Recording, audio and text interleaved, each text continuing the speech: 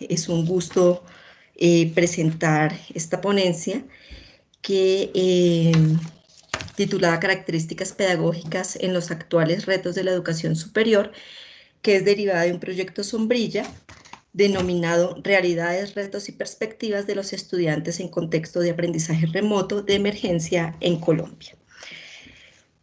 Esta ponencia y este trabajo de investigación fue realizado por Pablo Andrés García Sandoval, Diana Marcela Cruz y quien les habla, Alba Janet Ramos Álvarez. Estudiantes de la Maestría de Educación de la Corporación Universitaria Minuto de Dios, Colombia. En el actual contexto social, económico, político y sanitario que enfrenta la sociedad, se ha suscitado una reflexión muy importante sobre los modos en que se perciben y se desarrollan las actividades de los diferentes sectores, entre ellos el educativo. Desde esta perspectiva se deben de replantear retos importantes, entre ellos Delors en el 96 nos indica que hay una necesidad de replantear una enseñanza que trascienda desde los conceptos teóricos y disciplinares para poder avanzar hacia una educación transformadora que esté enmarcada dentro de todos los problemas que tiene la sociedad. Además, desde el 2020, Pardo nos indica que este paso educativo también debe de pasar a una educación virtual y dejar de mano la presencial, resignificando los roles, las competencias, los diseños pedagógicos para que estos sean de una rápida ejecución, sean innovadores, sean motivadores y con múltiple interacción tanto de estudiante como de docente. Es por esto que el grupo investigador se plantea el objetivo de identificar las estrategias, elementos y características pedagógicas y evaluativas que se emplearon en el actual contexto de emergencia en la parte de educación superior.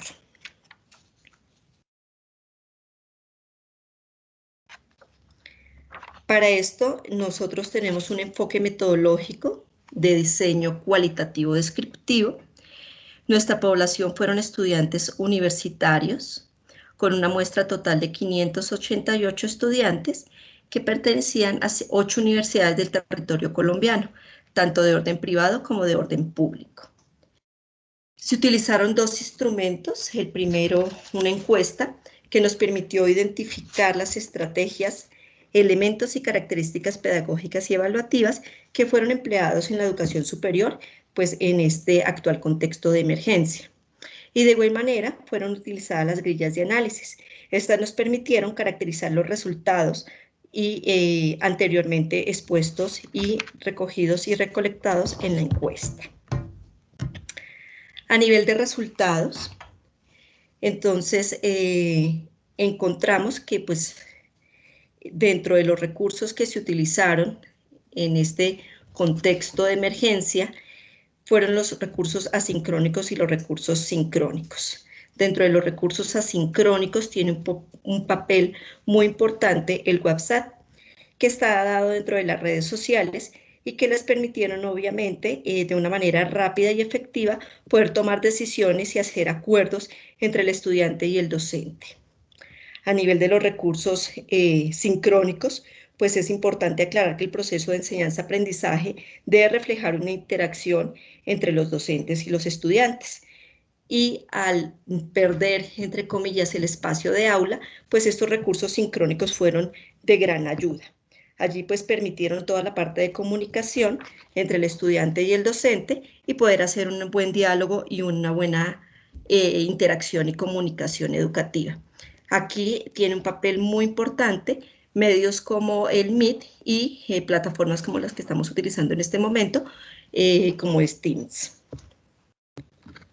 Por otro lado, tenemos los recursos pedagógicos. Y aquí observamos que es muy importante que el docente se plantee y repiense cuáles son los recursos pedagógicos reales que debe utilizar en plataformas mediadas por las TICs, puesto que al analizar los resultados encontramos que se siguen manejando recursos como diapositivas con un 43% y guías de aprendizaje con un 28%. Esto nos indica que lo que se hace es pasar esas mismas recursos pedagógicos utilizados en la presencialidad sin modificar al proceso mediado por TICS. A nivel de estrategias pedagógicas, entonces tiene un papel muy importante los foros y los debates, teniendo en cuenta aquí pues que haya un tipo de aprendizaje tanto autónomo como colaborativo. Y aquí observamos que pues obviamente permite pues una interacción dentro de los estudiantes y con el docente, pues también llevándolos a una realidad un poco más clara. A nivel de las estrategias evaluativas, encontramos, la siguiente por favor. Gracias. A nivel de las estrategias evaluativas, entonces pues encontramos que tiene un papel muy importante todo lo que es la parte de talleres, trabajos, guías y exámenes, teniendo en cuenta que pues la evaluación sigue siendo de carácter evaluativo y que también es muy importante tener una nueva mirada de cuáles serían esas estrategias reales para poder hacer una evaluación que no sea sola y netamente de carácter cuantitativo, sino que poder pasar a una evaluación cualitativa y que fomente pues toda la parte crítica y del estudiante como tal.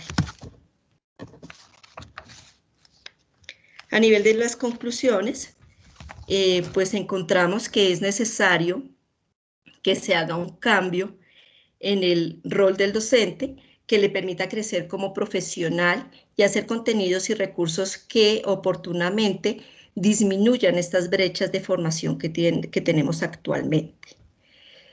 Nuestros estudiantes son llamados nativos digitales y esto es muy importante para la parte educativa con el fin de poder, entre comillas, explotar estos conocimientos, buscar estos recursos y acercarnos un poco más fácil a nuestros estudiantes. También es importante proponer una flexibilidad evaluativa que nos permitan identificar lo que llamábamos anteriormente esta evaluación cualitativa y no cuantitativa.